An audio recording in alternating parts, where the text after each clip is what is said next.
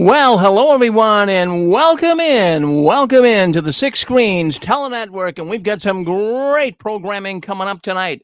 We have got Barbara Anderson. She's coming on next. We're looking forward to her program. She's got a great man coming on. His name is Allan Smith, and wow, Allan is quite the musician. You'll hear some of his clips. But we're going to bring Allan on as well as Barbara in just a few minutes. We're going to give you a little idea of Allan Smith and what he was involved in. So let me just get some sharing on my screen going on here. And let's listen into one of Allan's songs. I think you'll find it very fascinating and very good. So let's share it. And let's see if we can't get the wheels of progress moving here. I love after I cry. Have my share of losing, but now as tears subside, I find it all so amusing to think that I did all that. And may I say, but not in a shower. Oh no, not me. You know why? Because I did it. What is a man? What have we got? If not ourselves, then we have not the same.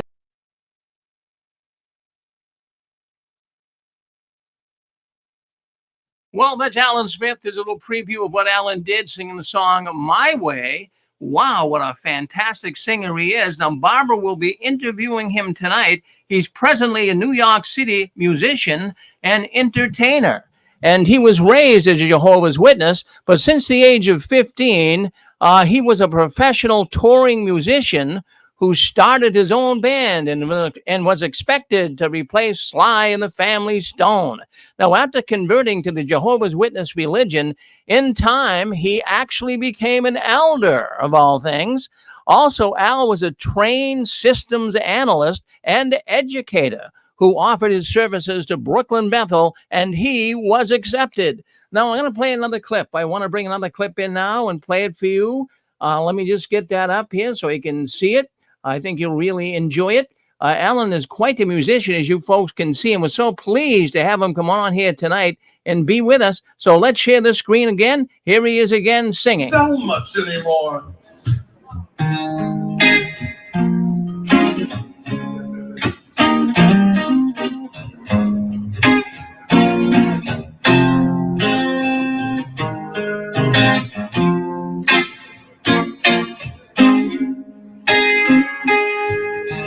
Hey there, Mr. Wall Street, your Tasha case in hand. Can you stand to spare a quarter for a poor some man who's been sold by obsession with no warranty? I too is someone like you. I too could be someone like you. Here we go. What about you? What about you? Heart in your hand, your feet. What about you? Say, what about you? Can you try?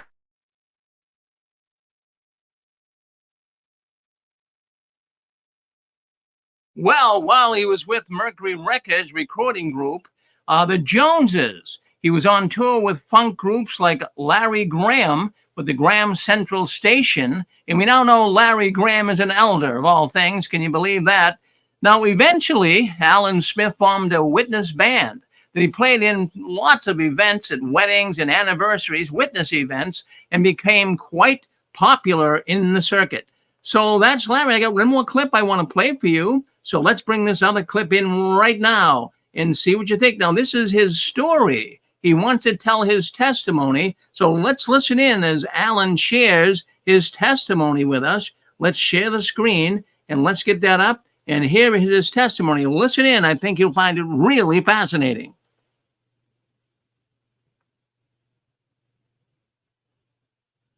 Go back to the beginning here. Just give us a second. Get the clip up, and we'll have Allan's testimony. Here he goes. Hello. I was asked to make this recording.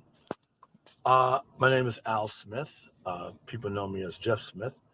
I was one of Jehovah's Witnesses, and I went to the point of the ranks as ministerial servant, then to an elder. I got married in the organization. And I guess one of the things I did with one of the major accomplishments I had was to teach at Bethel. I taught what is called the junior governing body, computer literacy. It's interesting because at one point the president, Noah, said there'll be no computers at Bethel because he thought they were too expensive. Now look what the organization has become. It's nothing like the organization that I once knew because everything is computerized and everything is on jw.org. Now, I could say a whole lot and many different topics, but basically the problem I had with it is when I started being aware that these folks would constantly change what they would say. First, they would give people direction on their lives and how to live their lives, and then they will end up saying, well, we're not really inspired.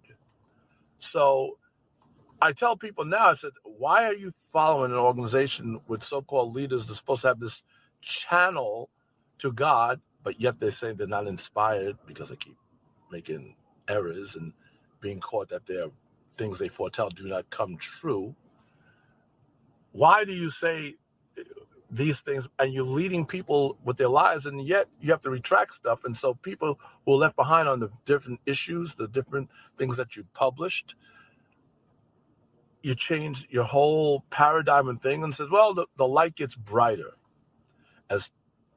But what happened to that scripture that says if a prophet tells you something and it doesn't come true, it's a false prophet, which is interesting. They don't leave that. That wasn't in the reasoning book. When I went to show somebody, I said, look, even in their own reasoning book, and I went to look it up, and that scripture wasn't there in Jeremiah that they put. Why? Did they know that it would come back to haunt them? So I show people that they're following these so-called leaders that have a 0% accuracy. Now, if you were to follow a weatherman or weatherwoman, a meteorologist that just kept telling you the wrong information, would you keep following them? Then, of course, when I started to dive into history, I find out that these people were making this stuff up as they went along. I advise people to study the history of the founder, his story, because the organization has changed since the founder, Pastor Russell started things, and he had a strange life. He had a sexless marriage. You can read Maria's Russell, his wife's memoirs are available. Barbara Anderson has those, can share that information with you.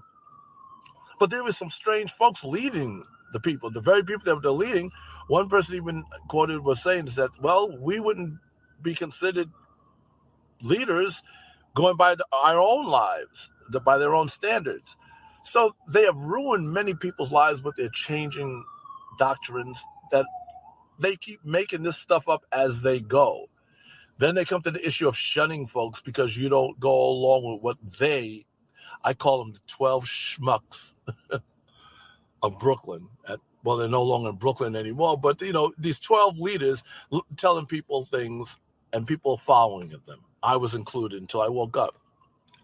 Then the further you dig into religion, you find out they made all that stuff up, and they stole all of this. The spirituality goes way back to Africa that nobody is allowed to talk about. Matter of fact, there's a rabbi who says that they all colluded against Africa, but all these other nations, especially European, can talk about spirituality and excluding where they got it from.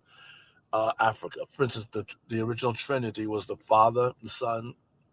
The Father, Mother, and the Son. Set, Haru, and I forgot the other one right off the top of my head. But then that became this other Trinity.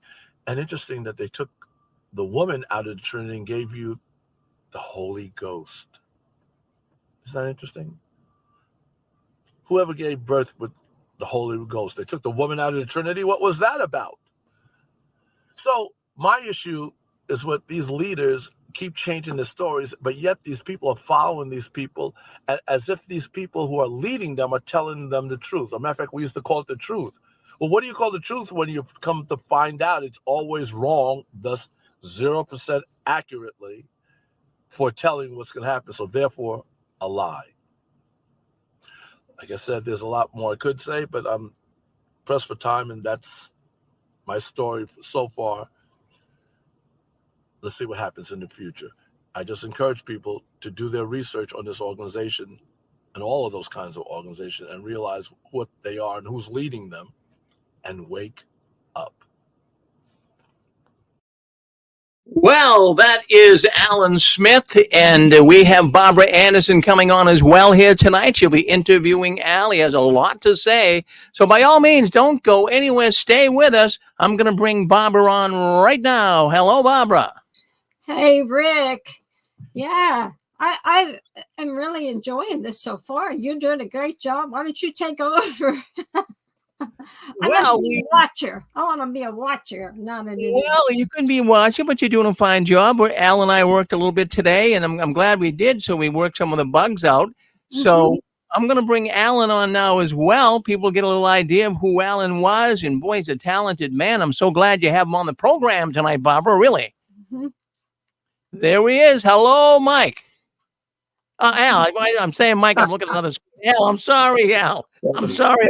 I'm looking at the last screen up here. I'm sorry, Al. Well, you call me Al, as they says. Oh well, I just had an Al. I just had an Al on. I'm ending the other stream too. I'm trying to do two things here at once. But thank you, Al, for coming on. Yeah, it's my pleasure. Yeah, Allan, listen, he'll talk under any name. Yeah. Me too, by the way. Well, the good thing is we do have a lot of people coming into the network tonight. You know, starting to get cool out there. When it cools down, more and more people, they don't go out. So we have a lot of people listening in. So I'm going to kind of bow out here, but I'm here if you need me. And at the end of the program, I'll open up the phone line because I have a lot of people want to say hello to you, Al. Okay? All right, this is fine. All right, so I'm going to drop out of the scene here. Okay, you guys are going at it. Okay. Al, hello, lady. Hey, nice to see you, really. And I see the piano. You play the piano? Kind of. What's the instrument that you feel that you're the best at? Well, I play guitar, bass. Well, worldwide I'm known as a bassist. I play guitar, and I play what is called a MIDI guitar, which is a synthesizer guitar that plays all the rest of the instruments like violin and everything. So when I record, I use a guitar controller. Well, people think I'm using a keyboard, but it's really a guitar controller. Well, that's like all Greek to me right now, but sounds good. You know, it sounds like you're a professional. Well, I hope so. I've been putting up years into it. How many years? How many? Say that again. I said I put enough years into it. Just like telling the doctor, you sound almost professional. It's like, oh, okay. How many years are you in this? Tell me. In what? In the music business. Music. I turned professional since I was 15. Yeah, I started touring at 15. Yeah. When did you realize that you had a real talent for music? Is it, Well, to be honest, so I took lessons. I was 8 years old, guitar lessons, and I used to have a private tutor come to the house, and after a while he'll come, and I'm out there playing baseball, and when his car pulls up, I drop my bat and everything, and run in the house, set up my stand, and would get my guitar out, and he'll sit there and look at me and say, "You think I'm stupid? You didn't rehearse your lesson." So I kind of stopped, and then in school I played trumpet in the school band, and then when I discovered girls, I picked up the guitar. I said, "Oh, this is cool." And then after that, I went to the bass guitar, and the rest. That's how that started happening. I became professional playing as a bass guitarist and vocalist. Yeah. So, is this an inherited trait? This a talent that you have? Some say it is. I don't know. I think you have to have some sort of basis, then you develop it. Yeah. Yeah. Well, My you main thing is producing and arranging. That's what I love the most. You know, producing with the strings, the orchestra, all of that. Yeah, well, you were born with it, I could tell. I wouldn't know what to do with a string. Or which end of a guitar to use. You know, some people got it, some people don't. So Rick said something about a funk group. Now, it was expected that you were going to replace Sly and the Family Stone. Maybe people who are listening never heard of. I have heard of that name, and but it wasn't my thing. You know, when I was young, I became a witness, and then that music music was really just listening music and not funky music. But I like it, and I like your music very much. So Rick said about Sly and the Family Stone. Whatever happened to that dream? Okay. First, can I make some clarifications? Yes, please do that. If folks are listening, during my witness years, they knew me as Jeff Smith. Oh, so a lot of people didn't know my name is Allan Jeffrey Smith. So in those days, like with my witness affiliation, they know me, like I said, as Jeff Smith. And what had happened is that I grew up in the major music industry. And what years were that? 60s, 70s? No, I was always the baby behind stuff. I was always younger than I should have been doing things. Like I was in high school, you know, in places that I'm not supposed to allowed to be in, but because of being a musician, having the cabaret card, you know, we're allowed to. But what is interesting, that the thing with Sly and Family Stone is that later on, is that as I became professional and toured with, you know, different people and different groups making different records, the industry, I was being groomed to take over where Sly and Family Stones was. Now, that was that whole end of that hippie generation. Sly Stone and his group, Jimi Hendrix and people like that, yes, they would fill stadiums 3 times over.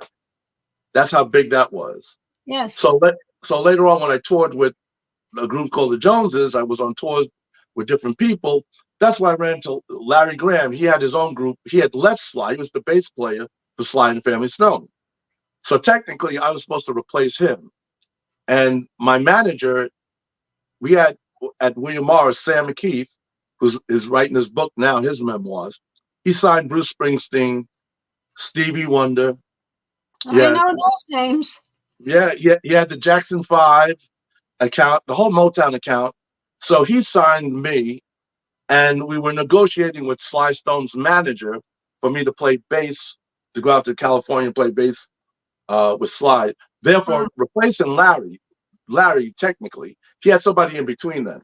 But I decided not to go because I was going to get married, and I decided to stay in New York. So I did not make that move.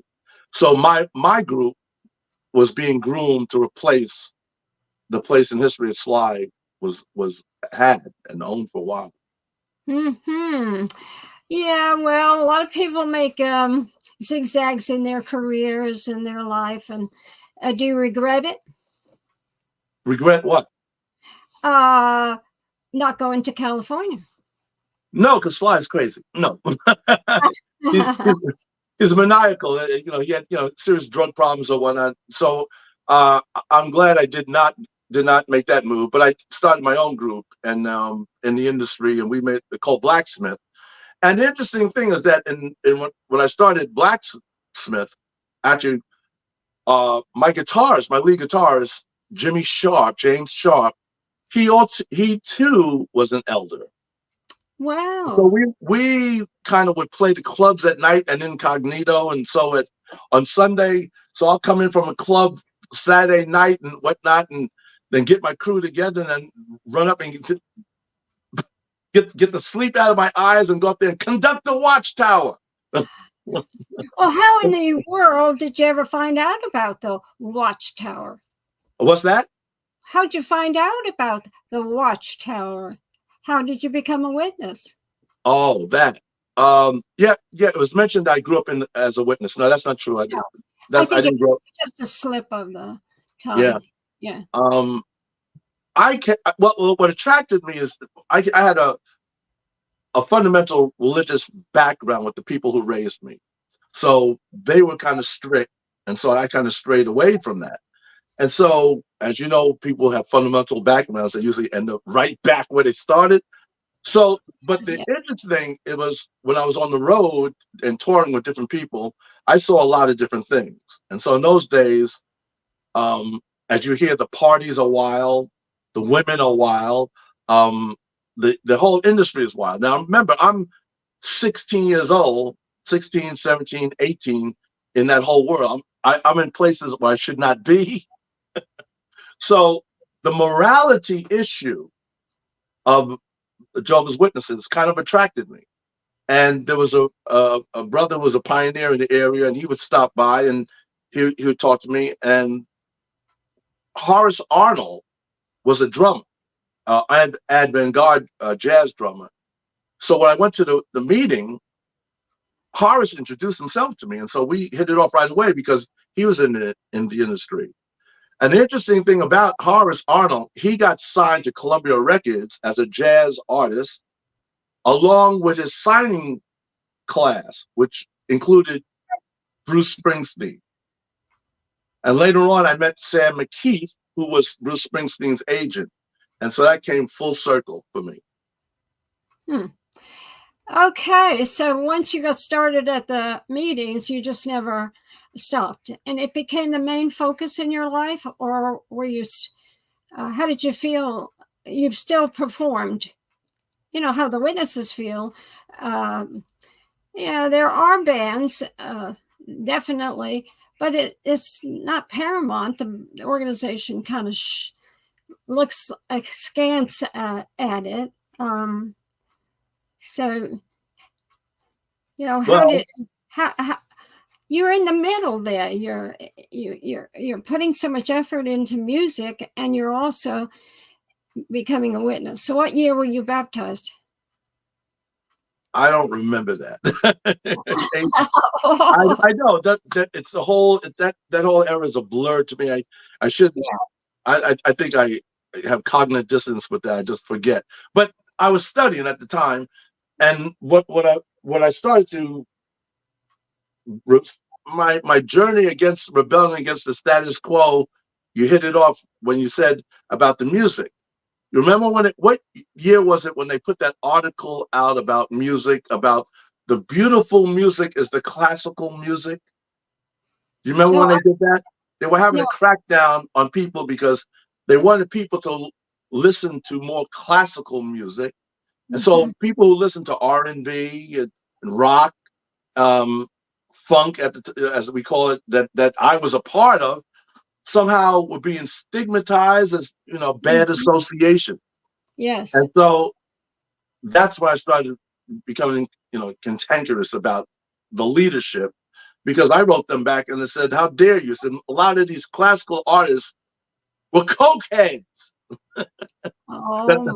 That they're calling the good music, and they had a retraction, by a sort of a retraction. It caused a stir, and so those of us who are professional musicians in the organization, we weren't sitting quietly about that. So it was a form of bias, and so we started to push back against the leadership. Which, little did I know, that was the beginning of my journey of sticking up for things and pushing back against the 12 schmucks of Brooklyn. Well, I can tell you're a New Yorker, because that's a word that I heard a lot of when I was raised in New York. So what attracted you to Jehovah's Witnesses was the moral stance. And but then that wasn't so you're a ministerial servant, you're reaching out, you become an elder, and then you're beginning to think differently because of the attitude that some had at headquarters about the music, the type of music. Isn't that right? The type of music made a difference to whether you were approved or you weren't approved. And I happen to know some of the people around that time who were part of the ones that made the leadership decisions. Their favorite music was classical music. So yeah, well, okay. so I like classical music too. I play it, but the thing is, they were, as you remember that article, they were recommended that that's what we should be listening to. Therefore, yes. with a bias, that's the only thing we should be listening to. Yes. Well, that's a problem with this type of organization with control as part of it. And so they want everyone to like the same things, so if you're different, it doesn't go well for you. Even at Bethel, if you're a little different, that. So with the bucking the status quo set up by the 12 schmucks of Brooklyn was basically over music, wasn't it? Well, it started. I mean, as you trace what happened, I became a revolutionary about a lot of things. So. Okay, but you were you had a band and you were playing at witness weddings and. Right. Then eventually, after I got married and whatnot and climbed the ranks. By the way, I resisted becoming an elder because I didn't want that responsibility, and they insisted. I kept getting to talk to. You got to reach out. We need people like you to help make the change. I said, okay, be careful what you ask for. So when I became an elder, I became an elder with that mission of making changes and and advocating for things that I saw a lot of bias and, to be honest, a lot of prejudice in the congregation we were at, because we were in a congregation that so many people, there was so much love that we grew too fast, and so we had the circuit overseer come in and decide to split us up, and they split us up with some other characters from another congregation, and it was never the same thereafter. So I had formed, to get back to what you asked before, I formed a witness band to keep me busy, because when I stopped doing it professionally, I stopped touring on the big stage, because as you know, that didn't kind of go along with being a witness and going out field service and all that kind of stuff. So I couldn't lay dormant too long locally, and so I formed a witness band that we did a lot of weddings. I married so many people. I did play at this at their receptions and whatnot. And a matter of fact, we did one show. One of the shows we did was in Co-op City. Co-op City, when a popular elder got married, he had 300 people in his wedding. And in Co-op City, the places where they would have the reception, they had 3 receptions going on simultaneously, we being one of them. And we were performing, and it was so dynamic that all the other 2 stopped and poured into where we were when we were performing.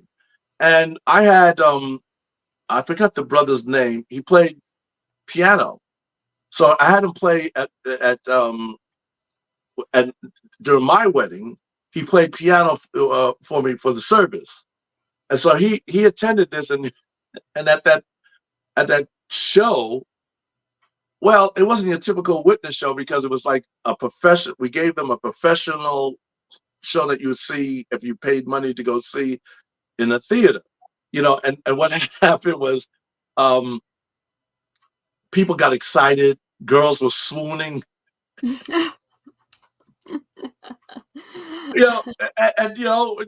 And my mom came up from Florida. She's not a witness. She happened to be there. She attended. She was there seeing that whole thing. And so the next thing we know, after that performance, one of the CEOs gave a talk about it. Yes, that's I expected that. And some of that dialogue entered in the articles to come, about if we go to a show, should we be swooning like the world does? It's like, so now we're anathema because we did a good show. Oh, well, that probably lent itself to some statements in the literature thereafter. Oh, because yeah. that's the way it did. I've told this experience before where there was a big wedding when we were at Bethel that we heard about. Actually, it was out in our area in near Prospect Park, Brooklyn. And they had the bridesmaids came down the aisle with twirling umbrellas, Well, that didn't sit well with certain people. And so there was actually in one of the journals, it actually had an article, and they brought this out about twirling umbrellas. And, that's what brought about you had to have a wedding coordinator. It was that simple. That the master of the feast. Yeah, it was called, right? The master of the feast. They said you had to have. Yeah, we're all anyway. So just something like that smacks of worldliness, I guess. When I got married, I was formerly a Catholic, and I had been in many Catholic weddings as a youngster because relatives were getting married and so forth. So I wouldn't even wear a veil. I wore a hat, a wedding hat, and so I wouldn't look worldly. But yeah, so you don't want to do that. No, one of the women came up to me at the reception. She said, "Oh, that is just so wonderful to see that you just weren't so worldly with this, these big gowns and the veil down to the floor and everything." She said to wear a wedding hat, that was so Christian. So I gather you didn't do the garter thing, right? The what? The garter. Oh, no. Oh, my goodness.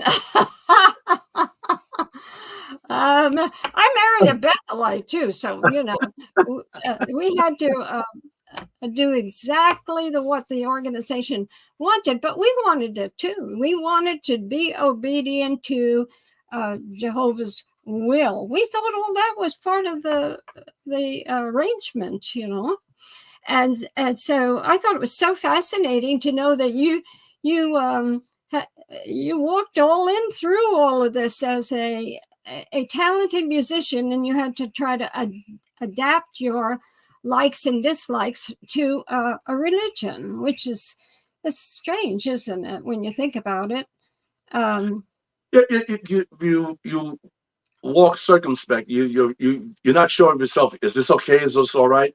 When I watched Prince in the early stages of doing things, you can see when he changed over, he's like constantly looking to Larry. Is this okay? Is this all right? Now I was studying before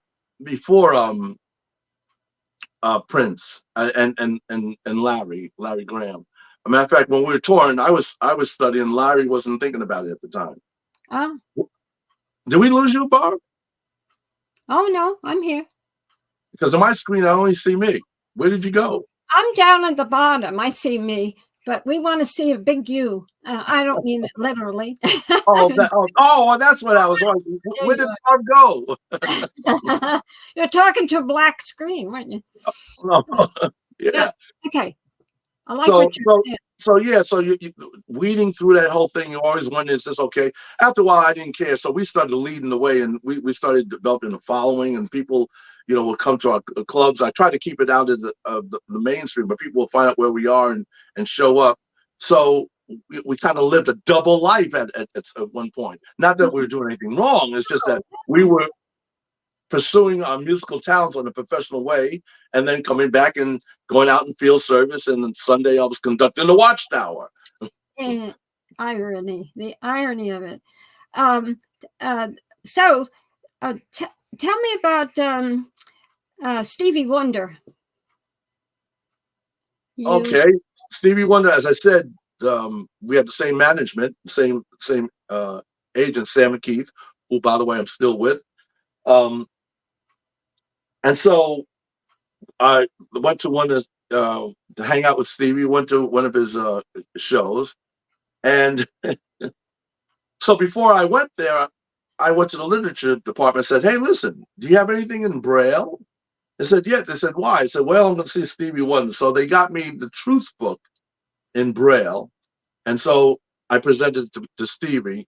He was say, "Wow, thank you." He was like really thankful that someone thought about giving him something in his language, which is Braille. Yeah.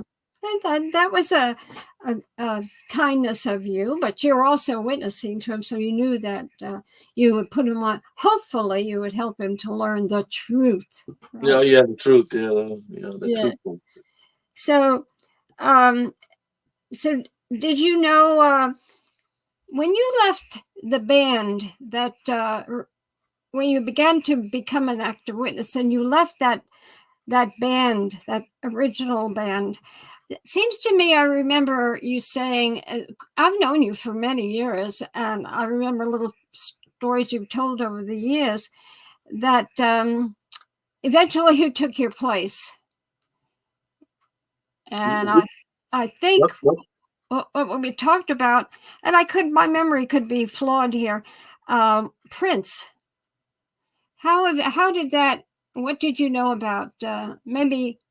Okay, so during that whole era when music was changing, I decided not to go with Slide, so I was grooming my group at the time, and we toured with Larry at one point, and so I broke off and was doing my own thing with my own rock funk band at the time, and so because of my stand, I backed off. I kind of went into recluse. So then they signed Prince instead of me. So Prince comes out of the whole Minneapolis scene. So I was coming out of the New York scene.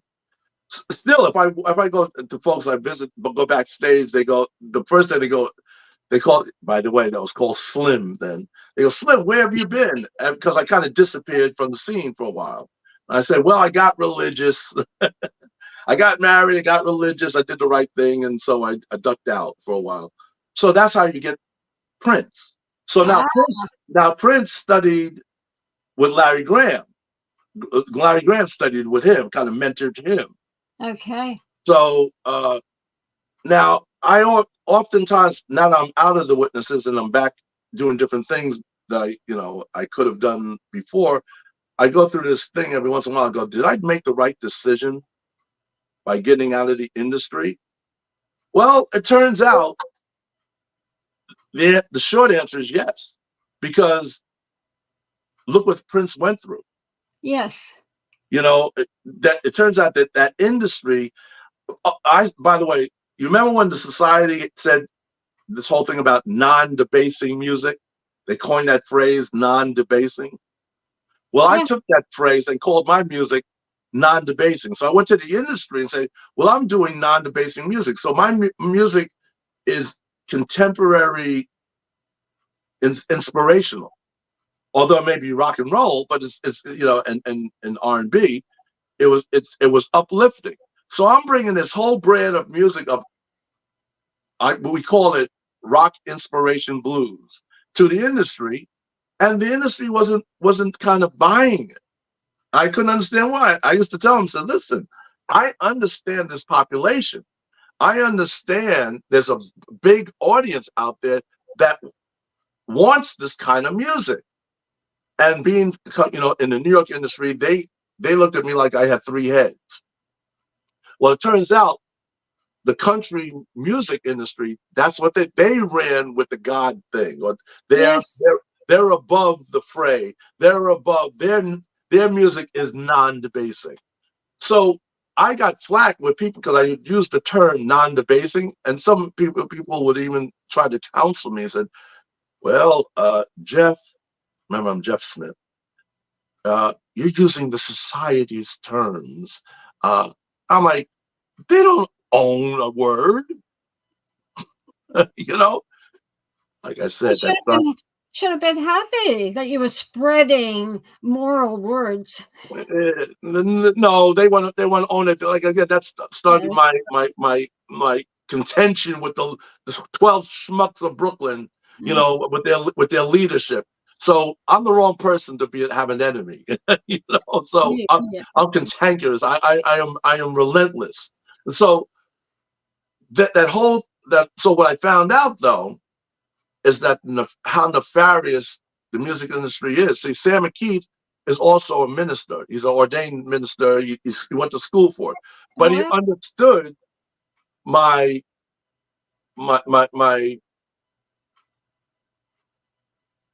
sensitivity, like the Tuesday night meetings and stuff like that. I can't miss my meetings. So if I toured, I had it. So he always worked with me, and that's the same thing with George Benson and the like, and Larry Graham. Those people that understand their stance in the industry. But I had no clue though, just how evil and nefarious the agenda was. So I look at it, it probably saved my life. It probably saved me from getting in too deep. Because like I said, look what Prince had to do. I won't tell you what he did, but everyone says Prince kind of left the stage, right? Matter of fact, some say he even died, right? Right? Isn't that what they say? Prince died? Yeah. Strange though. He had a ceremony with just a few people. Nobody saw him. Supposedly died in the elevator. You see where this is going? Oh yeah. Okay. See where this is going? A lot of people in the industry, you can't get. It's like the Hotel California song that says you can get in, but you can never leave. So a lot of people have to do strange things to get out of that industry. So I didn't have to go through that. So I consider myself fortunate. Yes. It depends on how you look at it, and you're grateful you didn't end up in a distasteful situation, or look at your life now. You're happy. It can show you that life without being a Jehovah's Witness, it can be great. And for some, life with Jehovah's Witnesses is great. They want that, and they have a right to make a decision like that if they want it. But for those who do not want it, they have a right to make a decision not to support it. We only wish that our decisions were respected by the organization and that they don't punish because we don't want it. So that's my comment for the evening. And so now you married, and so you were blindsided and hijacked by the engagement in the marriage rule. Remember, the marriage rule is if you get engaged, you can't break the engagement. Right. And I talked about that with someone else because Nor did that. He broke an engagement and he didn't get punished. But I know of some others. In fact, our son got engaged at one point, and then he found out, well, she said she wanted to come to Bethel. So it would look, it's while we were there and he was there. So it looked good. And then he realized the longer he knew her, that she didn't really want to come to Bethel at the time. And her mother didn't want her to come. So he realized that they didn't have the same goals. So he knew that he'd be asked to leave Bethel if he broke the engagement. So eventually she broke the engagement because he wasn't as encouraging to her any longer. He lost the interest he had in her when he thought that she had the same interest he had. And so she broke the engagement, and then it was okay. He wasn't asked to leave Bethel. So what happened with you were blindsided and hijacked by the engagement rule. Well, a fellow musician told me about, he was trying to hit it off with this woman that worked in a restaurant, and she wouldn't give him any attention because she was a witness. And so he and I were talking. He says, "You got to meet this girl. You got to meet this girl." I'm like, "Why?" He says, "Well, she's one, she's pretty. Two, she won't talk to me because she's a witness. You're a witness. Like, I'm not gonna meet somebody you were talking to." So he convinced me, and I did. And so Pat and I, we hit it off because her background is that she grew up in another camp of musicians. As a matter of fact, Nile Rodgers, your audience might know the group Chic. Now produced David Bowie. He wrote songs for a lot of different people. So she grew up with people from that camp. So we had a lot in common, because here we are in the witnesses, this very conservative environment, and we can talk about things about, from the professional side of the stage and in the business. So we hit it off immediately. And so we had a lot of that in common. But other things, as time went on, things didn't work out. And so we broke off the engagement. Well, her elders didn't like that, because her elders had daughters. And this was a thing where brothers were breaking off the engagement with the sisters. And so the fathers, if they had rank like elders or whatever, didn't like that too kindly, right? They didn't take to that. So then that started a whole squabble, as you know, in Watchtower. Then they started the articles. So what happens is, the way it works, someone gets offended and someone gets an idea. I'm going to write an article about that, right? And so someone's opinion, and so it was shunned upon. It was brought to my attention, and my conscience was very sensitive during that time period. Is that if you break off an engagement, it's like what Isaac and you talked about when Isaac was on your program. If you break an engagement, it's looked upon as that you broke off the marriage from Jehovah. It's almost like divorce. Now, as you know how they always work, that you wouldn't want to displease Jehovah, would you? Remember that voice in every assembly? Yeah, special voice. Yes, what would Jehovah say? And that gets your trigger, right? I don't want to displease Jehovah. Although later on, when I got cantankerous towards the end, I thought, if I got to please Jehovah, we're just going to have to box it out. I'm sorry. We're just going to have to duke it out. I don't care anymore. I'm not doing this anymore. So they got to that point. So in the early days, I was very sensitive. I was, I don't want to displease Jehovah and all that kind of stuff. So I rekindled the relationship with my. Now, the credit to my ex-wife, because I divorced later. She was Liz Claiborne's top model. Wow, my goodness. I kind of helped to do that because my sister was a model. And so for her self-esteem, I kind of helped her with that kind of thing. Said, pretty, you could do this kind of thing and blah, blah, blah. So she was trying to figure out what to do with her life.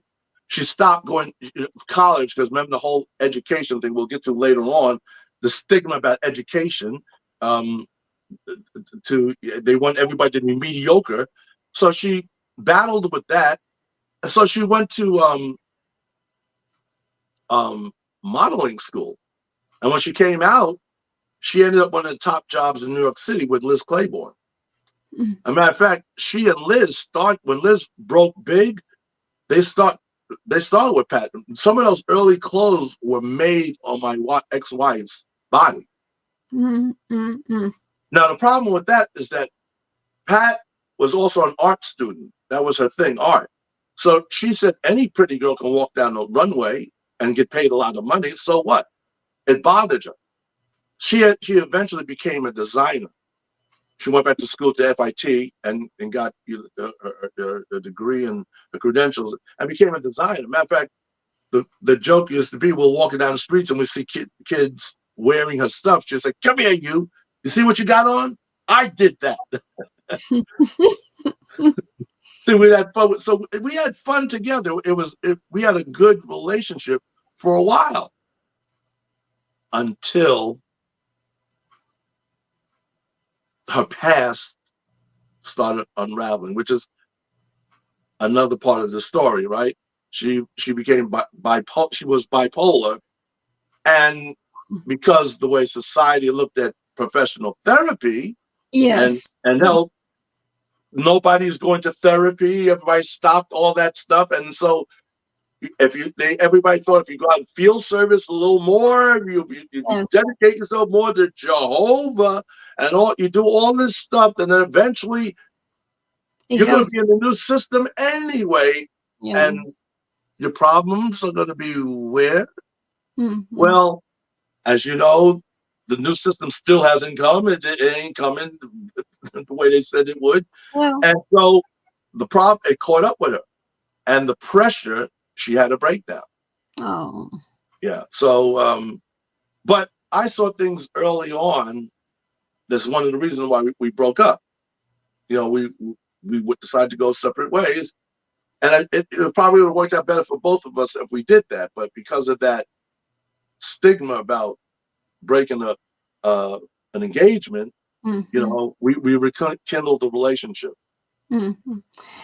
Well, it was 94 that they elder school. They talked about be very careful, but you can go see a therapist. But you know, they gave you all the warnings about how to behave and what to say and whatever. Don't let them give you ideas that would poison your mind toward the truth. That was the attitude. So specifically, Well, I became an advocate. We'll talk about that later, I guess. But I became an advocate about that. I had an assignment, right? I did a whole report about that. When I saw she needed professional help, and they frowned upon that. Yeah. Again, I went at them with that, and so they kind of commissioned me to do the research about it, and I submitted a big report. I understand you did the same thing. And when exactly. we talked before, child abuse. See, that was that they needed help so badly, and they weren't allowed to see any professional clinician to to understand what was happening to them and to try to help them to navigate these awful adult years when they were remembering all what was happening to them as a child. So, but I agree with what you did, and took the child abuse because there was so much criticism about this issue for those who were abused as children, and they needed help as adults. And not as much criticism for an adult who needs help, like your wife.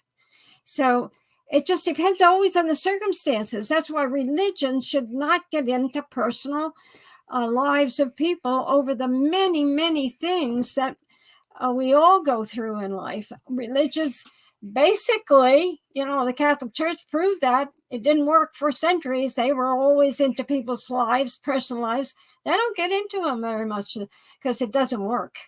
And look at the witness world today.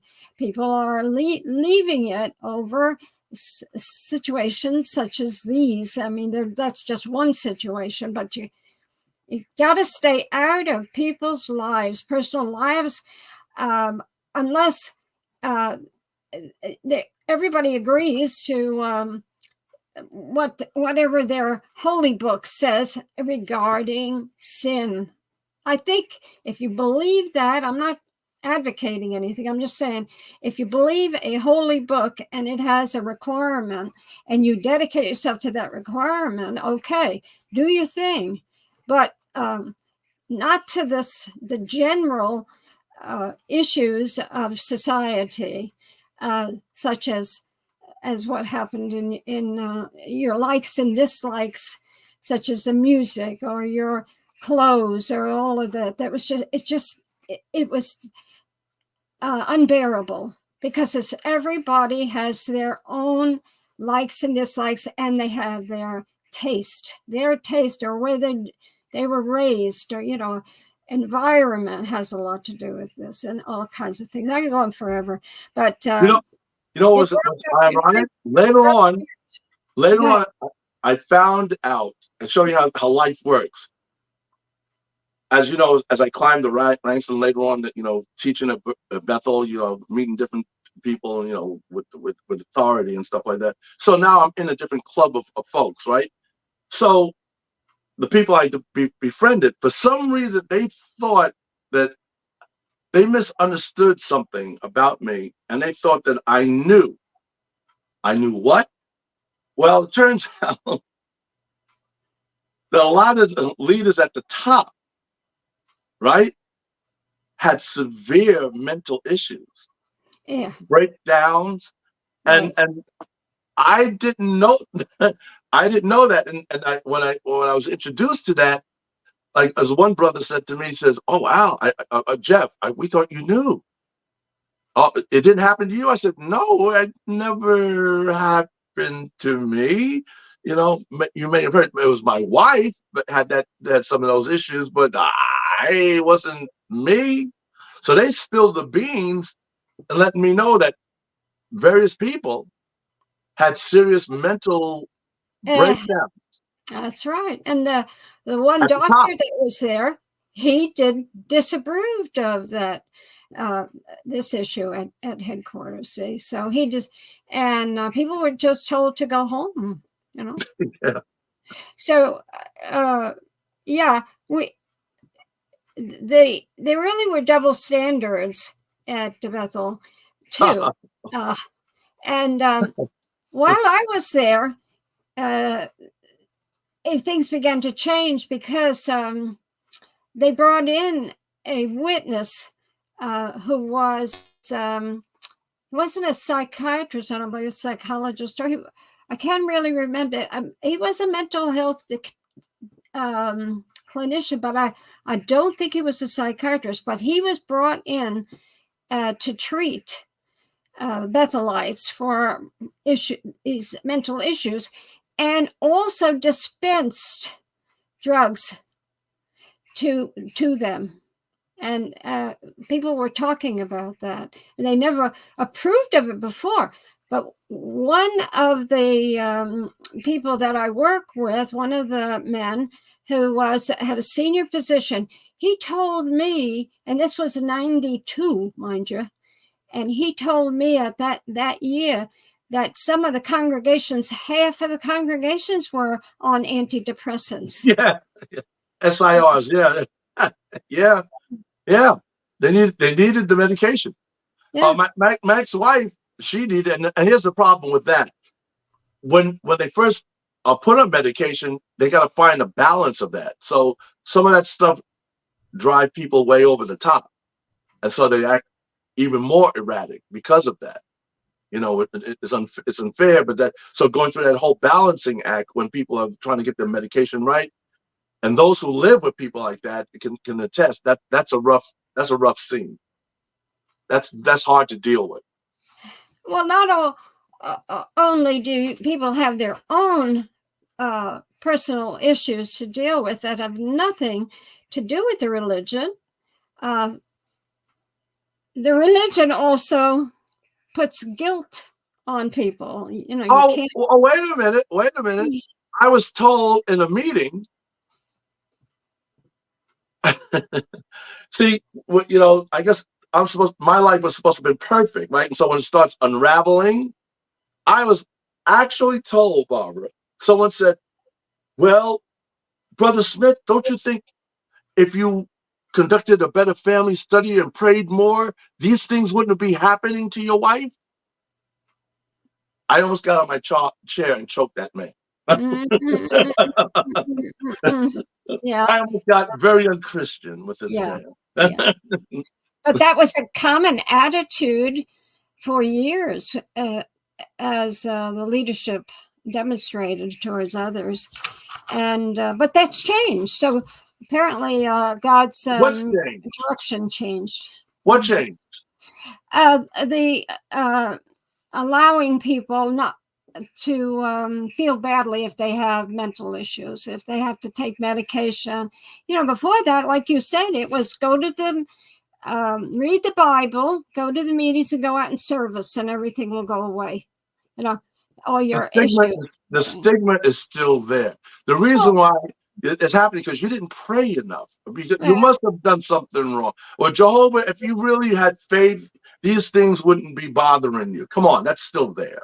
Yeah. Well, maybe so. Like I say, the guilt of not doing enough. But of course, right now, there are so many changes within the organization. How can you be guilty if you don't need to count time anymore? So to spend in the field ministry. So maybe that relieves some of the mental issues that you're condemned if you don't do enough. So live and learn, right? But the problem is how many people suffered as they were learning. Yeah, well, it says live and learn. So, but has the Watchtower made up for all of that they did? Imagine all that wrong advice. Like I said in the testimony that Rick played earlier, all those people that have followed these 12 schmucks who've given directives to people's lives, and then when you examine these 12 schmucks' lives, their lives were disasters in themselves. So what happens to the people that followed that? What about the people that disassociate other people because of these unwritten rules that the Watchtower had, and because of people's biases? Like I said, you mentioned too that happened with me with the marriage rule, with the engagement rule. Then with music, you know how many people gave up music or gave up their art, or gave up art because they felt that they need more time for Jehovah. That it was a love, and if you love something too much, it's not good. Now comes my comment of what someone said that was leading the group out in service, and one of the pioneers said about George Benson. Said George Benson could not be a good witness. Okay. And your reason for that is what? He plays too good. He must spend a lot of time in practice. There's no way you can spend that much time being such a virtuoso in your instrument and not having time for Jehovah. I'm not going to tell you what I told him. We'll imagine it. Well, look, governing body member who's deceased now, Klein, he fancied himself a musician, and he always wanted to be an orchestra leader. So they put together the cassettes that came out with the Bethel Orchestra. Well, he put together an orchestra and he led that. He was into that all the time. The music was his life.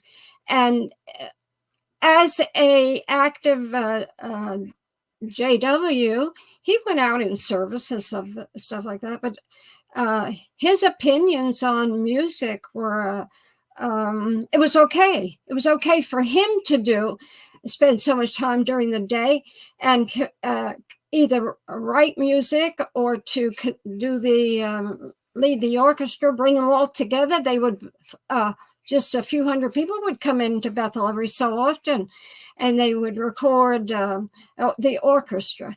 So then they had the tapes we could buy. So it's always, it goes from one extreme to another extreme, and who suffers is the people in the associates in the organization. That's what they want them to be called now, the associates. So it was almost like you're damned if you do and you're damned if you don't. That's the way that this organization appeared to.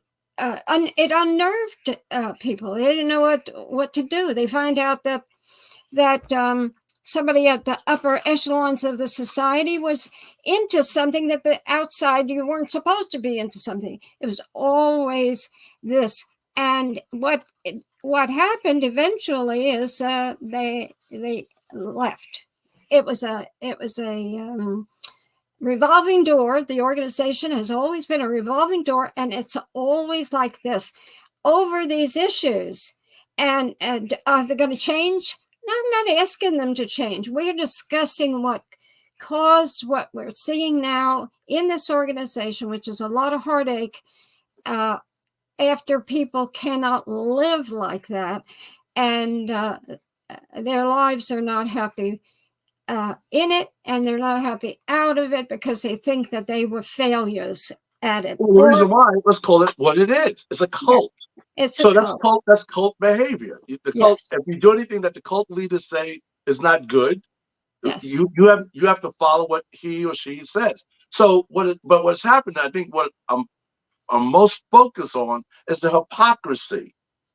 So it's rules for thee, but not for me. Yeah, so when I started finding that out, oh boy, that's when the real troubles started happening. So I started developing the youth, the young people. My house was always filled with young people, and the young people, I was helping developing their potential.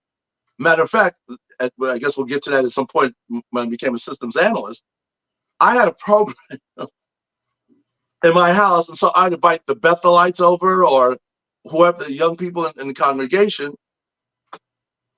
I had a computer program that was an aptitude quiz, and what it did, it asked you a series of questions, and it would spit out a report on your potential for your aptitude of careers that would be good for you.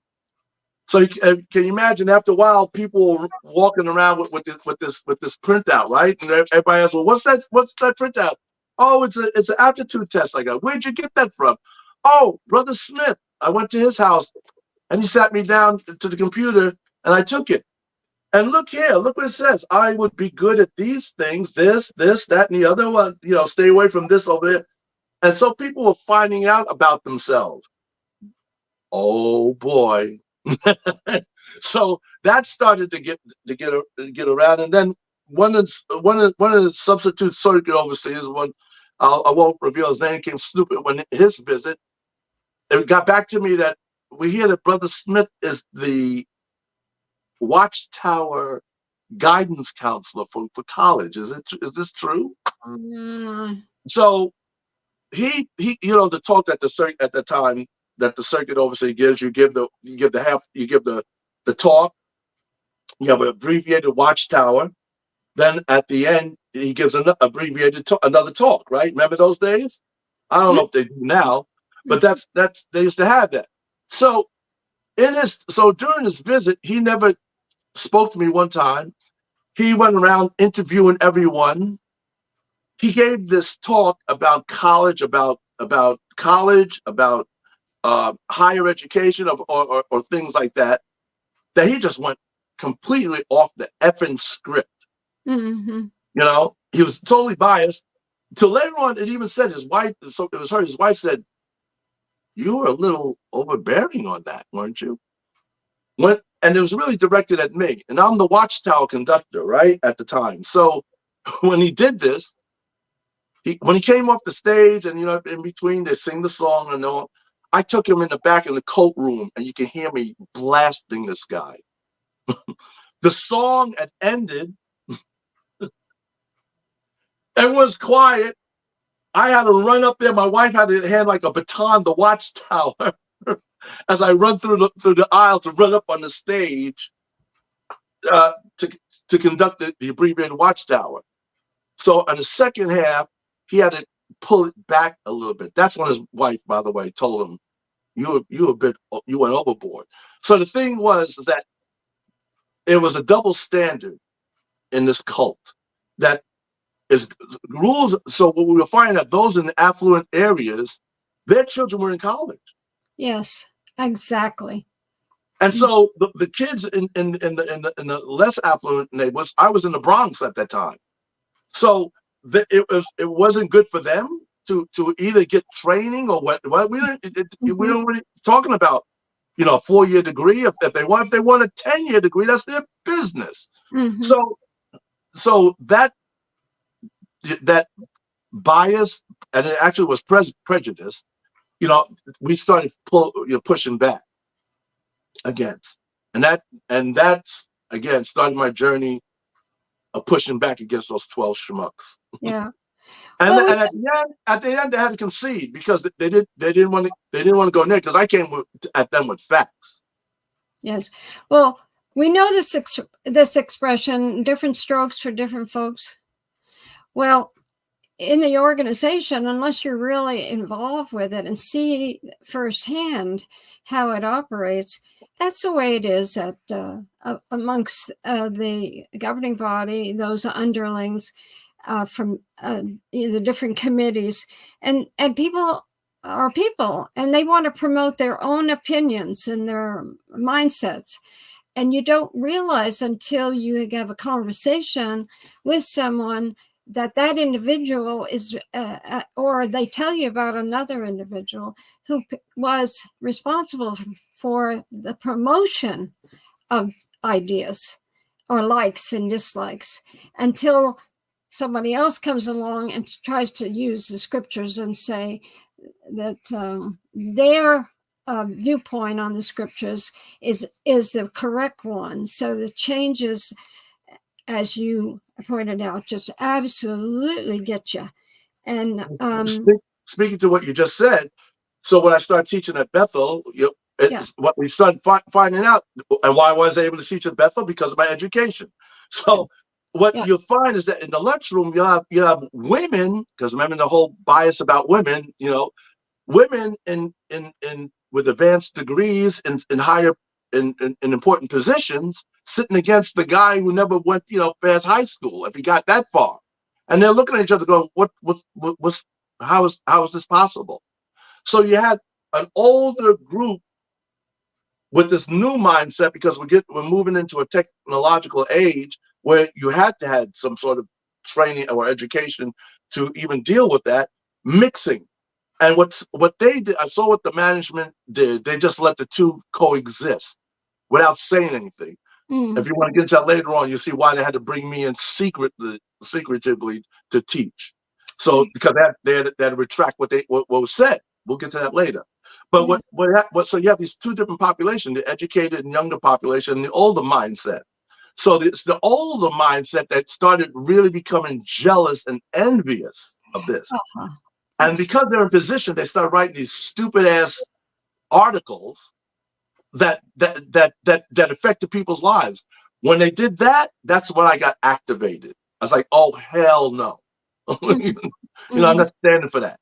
And I fought against them, and I did a lot of damage to them. So that's why I joined up with you, because I fought back at them. Legally, they know it. If they ever I'm not disfellowship.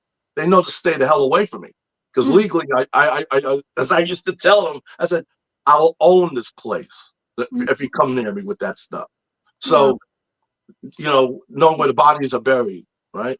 Well, they do try to avoid legal action, so they'll back off, or somebody will give somebody else who's causing an issue, they'll give them some counsel. And so things are always working behind the scenes. There's stuff going on. And if we ever had an opportunity to read all of their paperwork in the legal department and the service department, which is impossible, it would blow your minds how the involvement of people with their private opinions.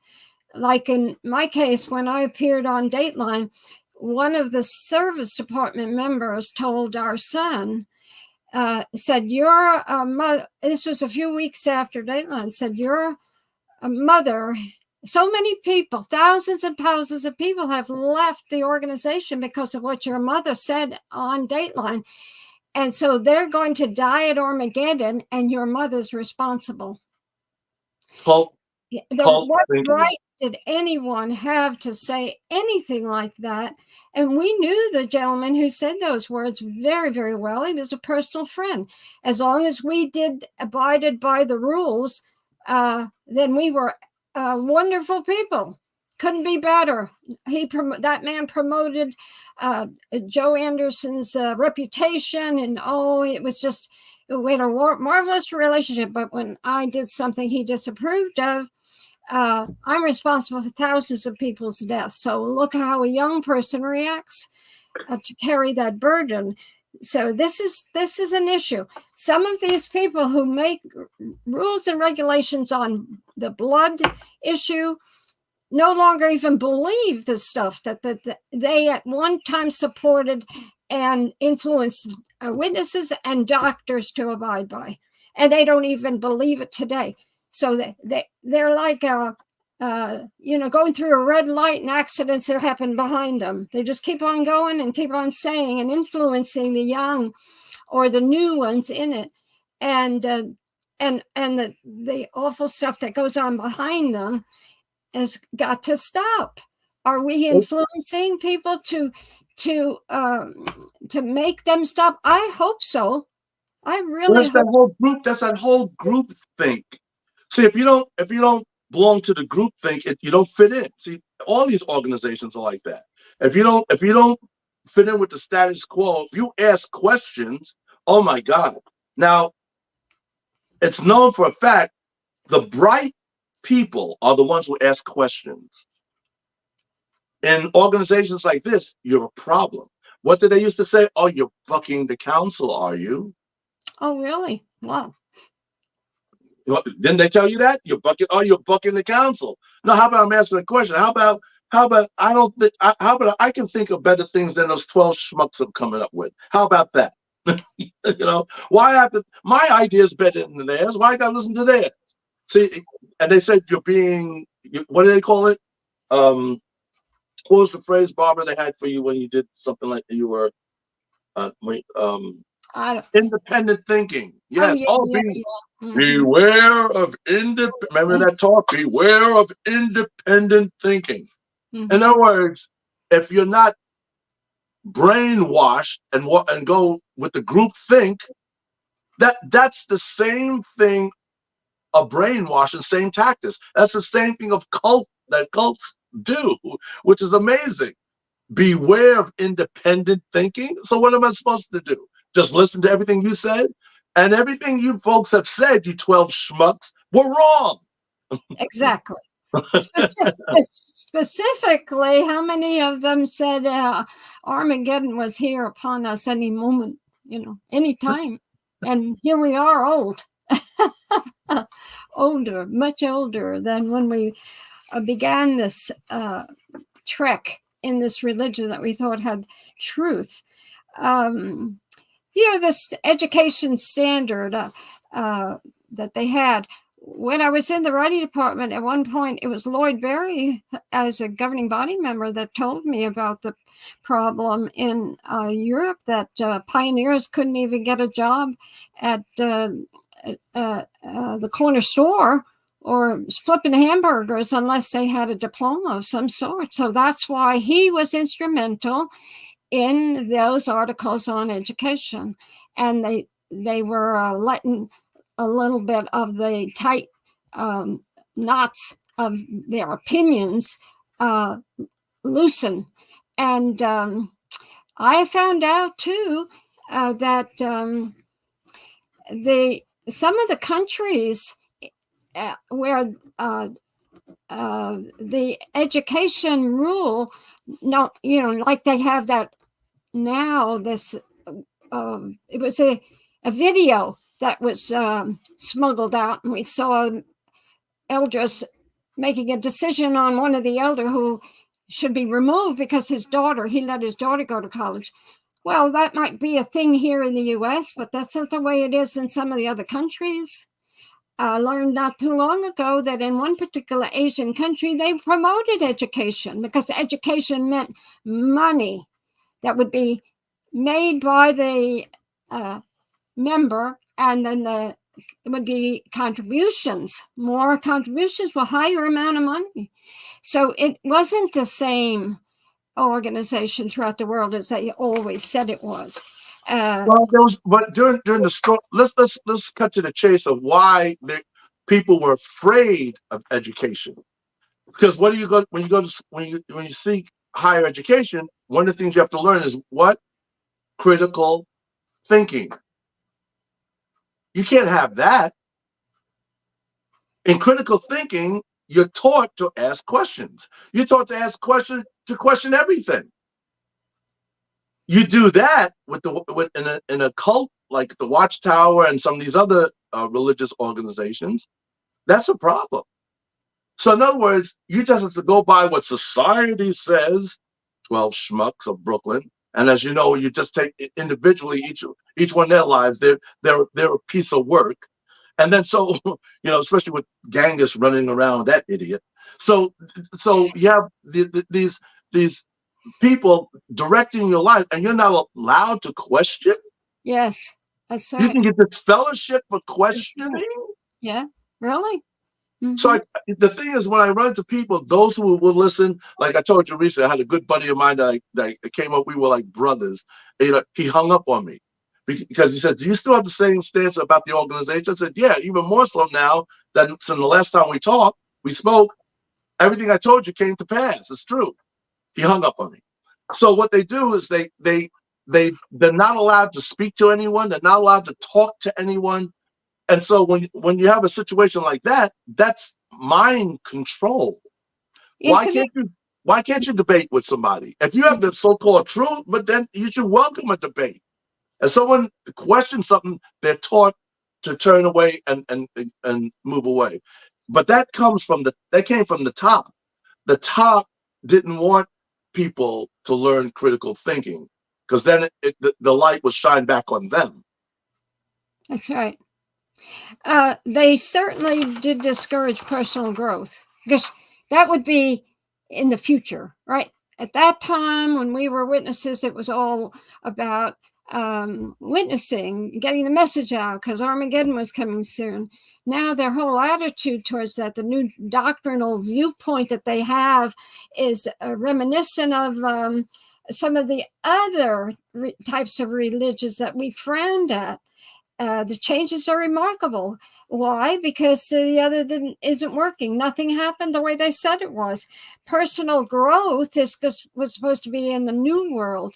Well, we all got old without personal growth because they discouraged us. But at Bethel, they would encourage you to have personal growth if you were interested and you showed that you had the desire to make to learn something. So they had sometimes they even had little classes because it meant that the individual would be working more for the organization. So it was always the organization, never the individual's personal growth. It was the personal growth of the organization. Don't you agree with that? The person Jehovah would want that. Well, isn't that why they brought me into Bethel? That was so hypocritical. Yes. Because they had to bring me in there to undo what was said before, right? Systems. I had to teach systems. They couldn't have someone from within do it because they're not supposed to be doing that. Not supposed to know that. So they secretly had to have me in there, who I taught what is called the junior governing body. I marked their papers. You see, so what I hold the Watchtower account for is their hypocrisy, and they haven't expiated their sins about what they've done to people in the past. Now, you allude to what they say now. I don't give a damn about what they say now. It's what they've been saying. It's what the lives they've ruined. Yeah. Fortunately, the people I helped bring in this organization, I worked just as hard to get them back out. Mm-hmm. So it's the lives that they ruined because people didn't go along with the group think. And that was just like you're doing with the organization now, exposing them. That's what I was doing from that side of it, because they were prejudiced, biased about education, self-development, and things like that. And now the interesting thing, though, again, the irony, is that when you dealt with people who were inside, the younger group of people, they didn't like what the older group was doing either. they saw the bias. They were confiding in me. They weren't for that. They knew it was stupid. Then yet a lot of people who sacrifice a lot. You had some brilliant minds Exactly. over there, and they forfeited careers. And so because they did that, they expected other people to do the same. And when you didn't conform, those were the people that came after you. And when I found that out, I did my little piece. I'm going after them. Like, we'll get to it maybe later, like a person like Dave Sinclair, people like him. The damage that they were doing, I said enough. And somebody must advocate what their mindset is, their opinions. Yes. They were ruling by opinion. And because they were in powerful positions, they could write a damn article about it. And a lot of people said, did you read the latest article what society says? It wasn't until the legal team started getting involved and started telling these schmucks, you can't say that. We're going to get sued for that. That's when it started to change. So the things you're talking about, the changes where it started to lighten up, it was because of the legal saying, hey, you can't say that. Mm-hmm. You can't write that. You can't tell people that. Well, we feel that Jehovah said, shut the F up. Mm-hmm. So these, I've seen the damage of that and other organizations. Later on, I got involved with with different groups of folks, because a lot of this stuff under the name of religion is control. If you really want to dig deep, you'll find out where it all comes from. They're all like that. They're all control, as Dr. Clark calls it, Dr. Hendricks Clark, they're all male chauvinist murder cults. Mm-hmm. That's what religion has been through the ages. They rob, they pillage, they lie, they change history, and then they subject people to it. And then what they do, they tie the chains to your mind. And what the Watchtower organization would always do is, do you want to displease Jehovah? Mm-hmm. That voice that always comes on in assemblies. And what they do, you take good people with good intentions. They don't want to go against the creator, something that powerful, and they would pit them against their own conscience because of what these 12 schmucks thought. Well, you got a new bunch of schmucks with different thoughts, and now they're bringing their power upon their associates. Because like I said, we don't use the word members because they don't have members any longer. And yet all the years they had members, now they don't. But there's a legal reason. Everything is now to prevent liability. And so where is the spiritual? We were told when after I was on Dateline, we could never see our grandson. You know why? Our son told my husband, he said no. When my husband said, can we see Luke in the future? He said, no, because you're not spiritual. Now, what are you going to do? My thing, that's cult behavior. They took his mind. He really believes that. Mm-hmm, absolutely. But there again, you have freedom to believe whatever you want to believe, but you can't harm others. And it's not in this country, there's nothing much you can do about these issues, such as mandated shunning. And but eventually, if things continue the way they are, and who knows, everything's changing, it's in flux, and so are these organizations to survive. And religion right now is really, really having problems. And I put on my Facebook page every time an article comes out that's critical of what's going on in religion and how people don't want to support religions. Why? Because get burned, or there are those that love religion. And we don't say that they should destroy religion. These are personal issues, and I don't have to go on about that. Everybody agrees. So, but the destructiveness of this religion, we all have felt firsthand, so we know what we're talking about. Our listeners know that we're saying true. They're listening because they're interested in the personal experiences at the higher level. And to hear it from your lips and my lips and many others all across the internet who are talking about these things, this is a disaster for this religion, because people are speaking out. There's another thing that happens, and I'll admit it happened to me in the beginning too. When you're abused, as many times people say, if the abused person somehow does not want to expose or cause discomfort to the abuser, right? Yes. That's psychology 101. So what you'll find is that people, when I backed out of the organization, I kind of left quietly because I could have caused a big stir, and I didn't, because I loved the people, I loved the friends, I loved the people that were involved. They were just, when I woke up, I realized they were being misled. So when that happens, you realize that you start feeling, well, I don't want to talk badly about the Watchtower because I was a part of it, right? Well, they do. We used to say, well, they do a lot of good. You know, they're just, their doctrines, this, that, and the third. You helped us to realize a lot. I said, no, these people are harming people. They're ruining people's lives. They're breaking families up. They're having families not able to talk to one another. Families don't see each other. You can't even say hello. Look what's happening in your own life with your own son and your grandchildren. They are responsible for that. That's for right. that mindset. They're the ones that tell you to shun people.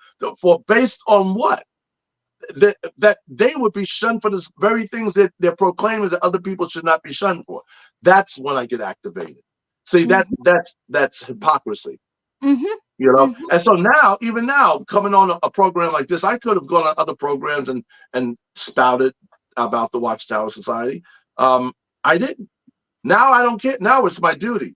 As a matter of fact, one of the things I saw you and Rick, heard you, and when Rick was doing the radio show, that's when I heard you first, right? And I contacted you. Mm-hmm. And one of the things I appreciated about you is that some of the people coming on and they were just bashing, whining about the Watchtower Society. I didn't respect that. I respected that the fact you even defended some things. Said, well, come on, we don't have to make stuff up. So the thing is, there's enough there that these people are causing damage without just whining about it.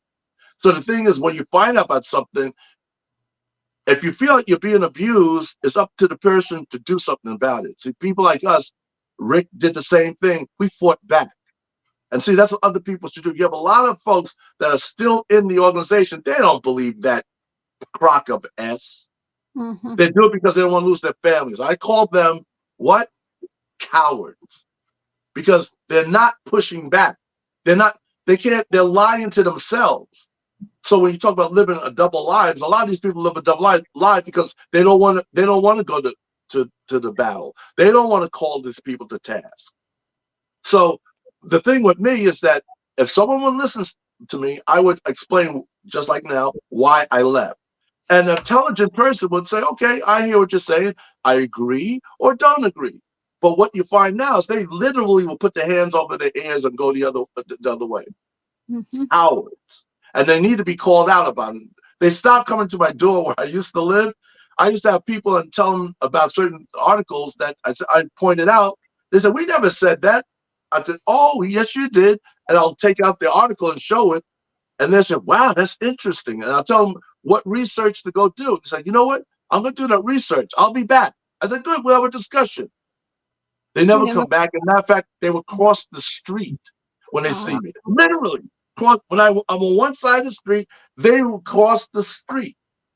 Mm-hmm. That is groupthink. That is mind control. Well, I have to hold on 1 second. I want to say you're doing a great job, Allan and Barbara. Now, we do have an unusual amount of people listening into the program tonight. So I think it would be good if we could have some of the people. I've already had some trying to sneak in here and ask you some questions. So I had to kind of block them off, but they're Okay. rearing to go. So, Okay, let it. so should we let it roll, Bob? I mean, you're the host of the program. I hate to jump in on you here, but I think these guys are getting kind of antsy out there. I think they really want to. Yeah, we don't want to lose them out, and they disappear because we won't pay attention to them. Yes. Okay, Al is ready for you. All right, so listen, you guys listening on a telephone line, we have Allan Smith. Man, you heard his story. What a man. He's got a lot of courage, a lot of guts. He was a really famous musician. His life was musical. He did a great job. He played some clips, and we'll play at the end of the program. I'll play a little more, one of his clips. But anyways, well, why don't you speak up? Come on in right now. Say hello to Al. Say hello to Barb. Let's hear what you have to say, because, I mean, these guys, they've been going now for a good hour and a half, and they want to hear comments. They want you to dial in. So hit *6. Come on, don't be bashful now. We just seen a whole lot of people coming in. So why don't you come in and say hello to Allan? You've been listening to his story. Ask him some questions. Yeah. He knew Larry Graham. He at one time was actually even going to take over the Sly and the Family Stone was involved with. You guys know that group. So go ahead. Let's hear you guys come in. I want you to do it. So hit *6 on your telephone pad and come in. Say hello to Barbara. Let Al know that, my goodness, you guys have let him know how hard he's been working here, and him and Barbara both are helping so many people. Well, I'll start the ball game off here, Al. Sometimes they want an icebreaker. There was just some people. We had a bunch of people listening in on the telephone line. So let me just start off with this. I found it very, very curious. You have been really rocked. You probably could have gone on and became a super rock star. You were talking about some rock stars that would fill convention centers. Al, I have all the ability, all of the credit in the world that you could have done that as well. You're a very talented man with the clips that you sent me. So that's kind of disappointing. I think the Watchtower put a big damper on you. You could have gone on to really been a big superstar and then helped so many people with your music. But go ahead. We have 817. What's on your mind, 817? Come on in. Say hello to Al. Say hello to Barbara. Hello, Al. How are you? Enjoying the tonight. Who am I speaking to?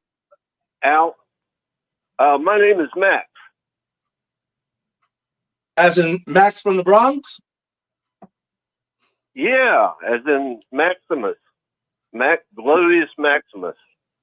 Are you the guitar player from the Bronx, Max, or a different Max? No, I'm the drummer from Dallas. Oh, okay. All right. You're somebody. Okay. Go ahead. Go ahead, brother. Floyd and the Boys, I played with them for a while. But anyway, I was going to tell you, I really love everything you said, and I appreciate how you're standing up for yourself. And I was curious because I've been in the music business too. But when you met, Mr. Brown, was your You said Mr. Who? Who? Graham? What did I say? Brown? Yeah. You said Graham. Yeah. You said Mr. Brown. I told you with James Brown too, but that's another story. Graham, right? Larry Brown. Did you already have that style of playing bass? Because I understand that he was originator of a unique style of plucking and so forth. Did you already have that style? That's a very good question, Max. Thank you for that. The answer is, in all honesty, no. Larry started from the West Coast, that thumb style. By the way, he's not really the originator of that, by the way, but he made it popular. That thumb slapping, right, and plucking. So Larry, the plucking part, the thumb plucking part is what Larry really did. In the East Coast, when that caught on, we were playing overhand James Jamerson from the Motown, those Motown songs that everyone loves. The bass player for Motown was a monster, James Jamerson. I had that style. So when I combined what Larry was doing and that style, it became something a hybrid. Now, what Larry said to me, Larry came down to one of my shows, and he goes to me in my dressing room. And he goes like this. He says, "You're Slim." They called me Slim then. They said, "Slim." He said, "I can't do that thing you do," meaning the overhand thing. So he never could get that down.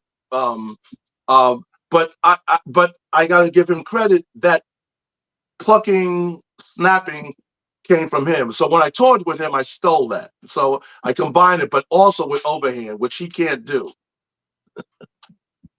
That's interesting. Yeah. Yeah. Hey, did you have any conversations with George Benson about the recording that he did with Celine Dion at Bethel about that song number 54? No. Last time I saw George, we were in a small club in Harlem, and he sat in. He was jamming, with some folks, and we just had some brief words at the bar. No, I never. Although we were handled by the same person at one point, Sam McKee. I didn't have a whole lot to do with George at all. What was that happening about the song, that number? What? Maybe you could tell us what happened. I think it was number 54, I believe. But it was back when they released it, I think, back in the early 2000s, I believe. And then it was so popular, and it just got out before the 12 guys that you were talking about earlier. 12 schmucks. Approval on it. So they pulled it. From now on, I would like everyone to refer to the governing body as the 12 schmucks of Brooklyn. Well, should I say Brother Schmuck or just Schmuck? Brother Schmuck. I think we should show him respect. I don't. Brother Schmuck? Okay. Brother Schmuck. They were all of one family, right? Yeah. No wonder if you knew some of the person, Barbara has stories. If you can catch up with her, you would see how idiotic. We thought they were from heaven. Some of them were bona fide idiots. Yeah. Oh my! Exactly. Yes. Yeah. But isn't that a shame? I look at the music business and entertainment business and think of the witnesses that have been involved there. How the world looks at them and says, "Oh, they're witnesses. They're witnesses." And then they look at the outrageous things they do, and they really bring Jehovah's name down. And it's a shame. They're not doing anything good for Jehovah to be out there with his name. Like Serena said, thanks to Jehovah I won, and all that kind of garbage. If Jehovah cares, about it. Well, Max, thank you very much. Boy, I really appreciate you calling in. We're going to go to 817. No, I'm sorry, not 817. We had John on with us. John, did you want to come back and say something? All you want to do, come on right now, say hello to Allan Smith, say hello to Barbara. They got a program here tonight. Hit *6 on your telephone pad. Yeah, they come in and out. Listen, folks, we have a lot on the radio line. Come on in. Help these guys out. Okay, 978. You're on with us. Yeah, go ahead, 978. That's somebody else. Okay, go ahead. Hi, Rick. Hold on 1 second. Let's go with 978. Then we'll go with 720. 978, go ahead. Yeah, hi. This is Constance, and I'm really enjoying your show tonight.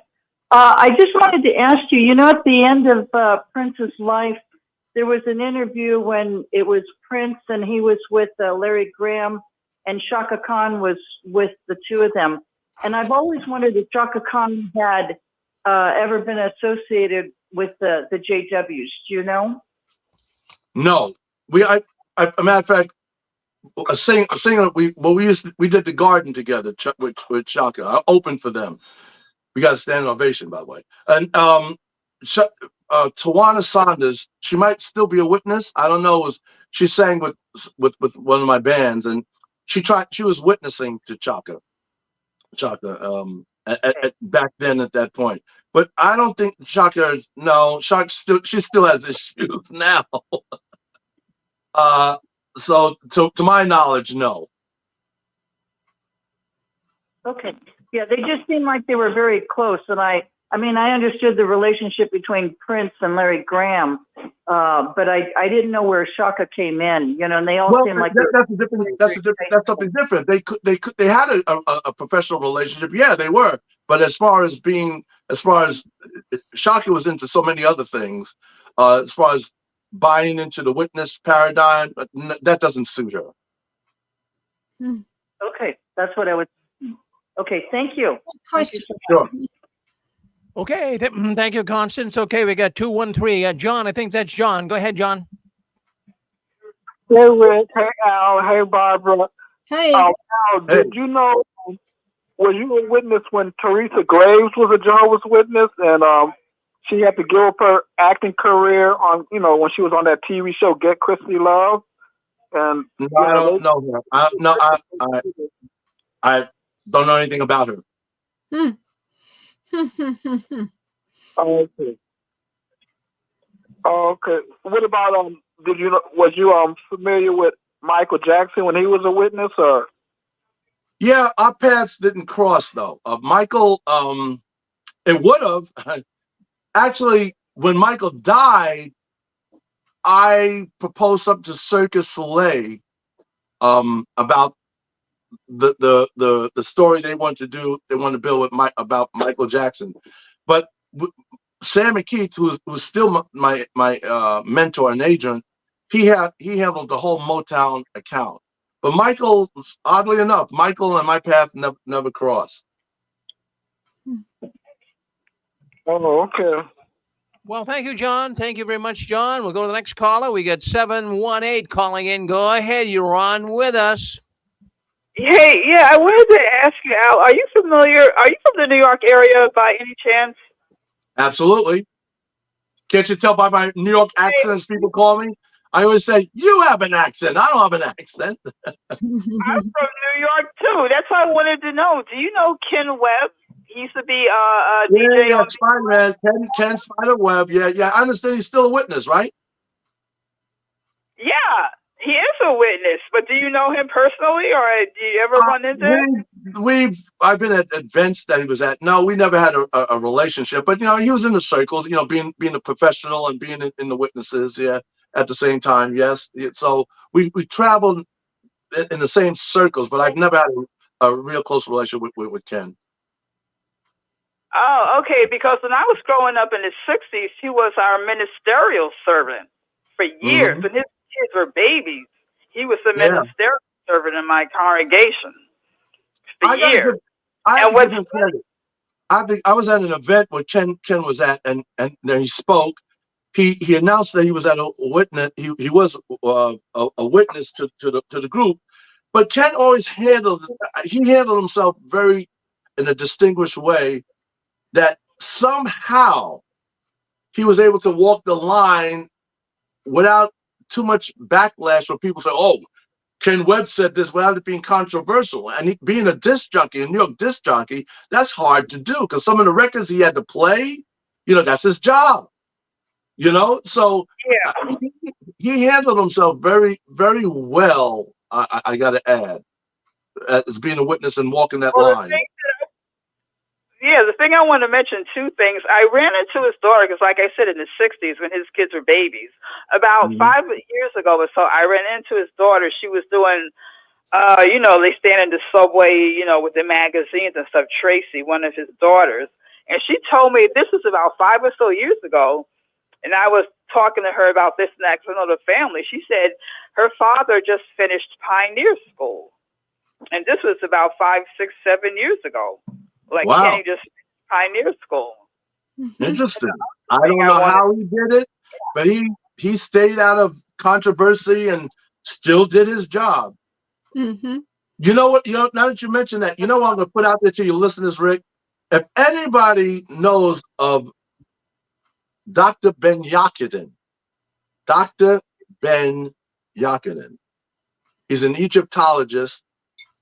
He rewrote a lot of the history about Egypt, religion. He was amazing. I met him before he died. He was in his 90s. I befriended him. He taught me things he never wrote in his book. But the interesting thing is, his daughter is still a Jehovah's Witness and married to an elder. I'm dying to meet her because with a father like Dr. Ben Yakinen, how in the world can she do that? That I have to know. That's an enigma to me, because he breaks down what all these religions are fronting, where they all got it from. You know, he was a professor. He was fired by so many institutions for telling the truth. He's Egyptologist, and he was a lawyer. He had several advanced degrees. Brilliant man. So that if that's out there, anybody hears that, please get in touch with Rick and Barbara. I'd like to know. I'd love to meet his daughter, because I have to question to understand how can she remain one of Jehovah's Witnesses with a father like that. Well, different strokes for different folks. It is that way. Some people, absolutely, this is their need. It fills a need. And we had was it Colorado? Was it 720? Did you want to come back in? 720. We did have you on, I believe. Hey there, Rick. Oh, there you go. Okay, Dan, it's you. Okay, go ahead.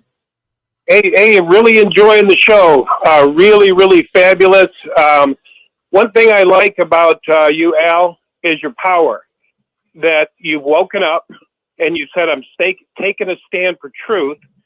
And the truth is what's going to set people free. And truth is what God is speaking through you. That's what the spoken word is. And I agree with you that we got to step in. We've come out. We've been set free. We've made wonderful lives for ourselves. Yeah, we've lost some, but it's not the end of the chapter. And I really appreciate your clarity. You're not willing to not afraid to call them schmucks and what they are. You're not attacking the people. But you know, from where I'm standing, these people are going to get drugged to the shit, and they're being drugged to the mud right now. They're being led off into AI. They're all on tablets. I was at the last assembly. They're being led into media, or massive media programming. It's going to escalate. Really? They're keeping him in custody. Why would we let him suffer? Go ahead. Wow. I didn't. Go ahead. Barbara usually keeps me tuned to what's going on in the pipeline. That they're heading towards AI. Oh my God, that jeepers. That's sad. That's sad. Yeah, they're weaning them off. You know, we keep hearing too about the governing body. What did they say they were going to do? They were going to rapture. Yeah, they're being raptured. Yeah. They're being raptured into retirement, and they're weaning the people off into AI. They're giving them tablets. They're taking their halls. What are they giving them? What they give them in place of a hall? A tablet. You know what I'm saying? The governing body, when I was at the last assembly, just this last one, the last part, they said there was 80 videos. They don't have to travel. They can clone themselves now. Pretty soon, you're just the Watchtower people are just going to be talking to bots. One guy laughed at me when I pulled out my Bible. I thought I still use the Bible. He did. He said, "Are you still using that antique?" I looked at him like, "What the hell?" You know, I realized I look like an apostate. I'm carrying a Bible. Oh yeah, I went to a meeting once. The memorial. I stopped in Harlem to, like I said, to see some friends. So I walked in. Barbara, I was with Renee at the time. You know, she was from Israel. So right, and so they put us to sit up front and took out a songbook.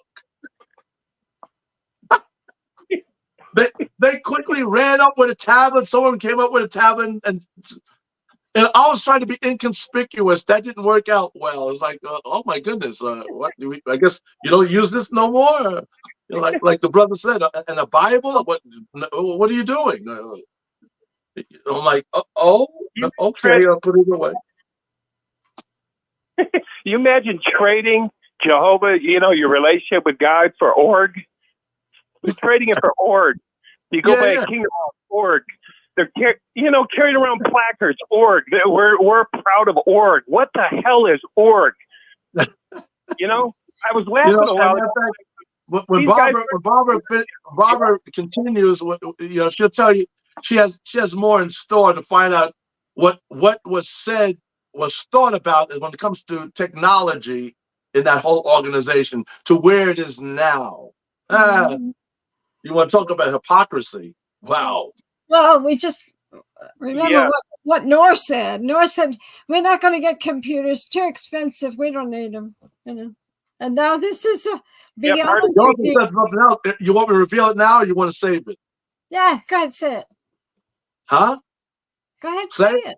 Yeah. Well, Noah, the president says he was adamant, over his dead body. Yes. Will they bring computers into Bethel? Yeah. And so I said, well, that's about right. So that's why they had to bring me in. They had to bring me in to teach the junior governing body to retrain the minds of them to get ready for this new age. Remember MEPS? They were talking about MEPS. Yeah. So the whole thing that was, I had to change the mindset of the leaders, of all of the top leaders, to get ready for the age that you see now. So when you see this JW.org, when I see it, I crack up because I'm partly guilty of some of that. Well, in fact, Al, we've got 2 minutes left. So if you want to just have your closing words, Barbara. So we got 2 minutes, then we're going to JW World News. So go ahead and give us your closing thoughts, Barbara and Al. Go ahead, Al. You go ahead. I think I said what I needed to say. Thanks for having me on the program. It was fun. Like I said, I'm speaking out more than I used to. I'm usually behind the scenes on this kind of thing. But hey, Rick, when you want to have your apostate convention for music, as I told you earlier, I'm there. Well, I've been looking into that convention, and it looks like it's going to be up here in Boston. And wow, we have got a beautiful convention site at the Hilton Hotel, and I've been cutting some really good deals up here. So we're going to be talking about that on JW World News. But boy, I can't believe the amount of people have been writing into me and want to come to the convention. Of course, it will be live streamed, and we'll have guests coming in. It's going to be a wonderful thing. So we're looking forward to it. Thank you. Thank you very much, Al, for coming on today to the 6 screens on Barbara's program. Barbara, you did a wonderful job today. Lots of people listening in. In fact, I'll tell you, we had a huge audience. I'm here at the control panel in Massachusetts, and I'm seeing so much activity coming in as of late. That means more and more people are leaving the Watchtower, and they want to come in. They want to find out what's been going on. And this is where Jehovah's Witnesses, that is ex-Jehovah's Witnesses, as well as doubting Jehovah's Witnesses, come to talk. Thank you very much. Thank you. Can I say one thing? I do have one more comment, Rick. Can I say that? Yeah, of course. Those, as you mentioned, those who are leaving the organization, please beware. What is known is that people who leave these fundamental religions end up in another version of a fundamental religion. Thank you. That's not the way it works. Mm-hmm. Like I said, I mentioned Dr. Ben-Yakadin. Do your research and find out where this whole religious paradigm came from. It's a control mechanism. Couldn't say it better myself. Do your research. That's what caused me to leave. Child abuse I was a believer when I came out on child abuse. After that, I started to research and never turned back. It's an amazing world out there, a world of research. Well, good for you, Barbara, and good for you. Now, what I'm going to do is I'm going to end the program, and I do have a good friend, Al. He's singing a song. So he did it my way. So you're going to hear a little bit of that tonight. Oh, great. That's wonderful. We'll end the program with that. It won't be the video, but you'll hear the sound clip. So thank you very much, Barbara. Thank you, Al, for coming in. Don't you guys ever give in, up or out. We're moving forward. We have every reason in the world to be happy. Thank you for coming in tonight. You're welcome. Thank you. Thank you. You're going to listen now. I have to head to the athletics club. I got to go. I'm playing at the athletics club tonight. Oh, great.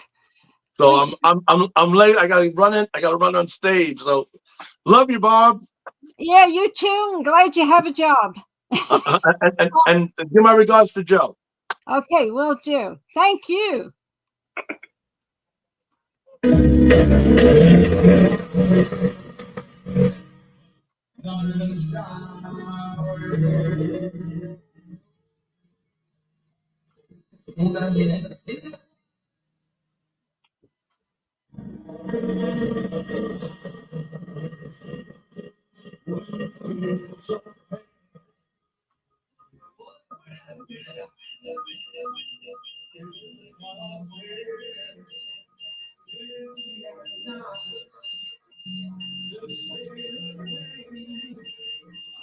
Well, we had some sound issues there, but we thank Al for coming in. We thank Barbara for her program tonight. We're going to end the stream and go to JW World News coming up next, right here on the Six Screens Tele Network. Thank you for coming into the program tonight. Good night, Barbara. Good night.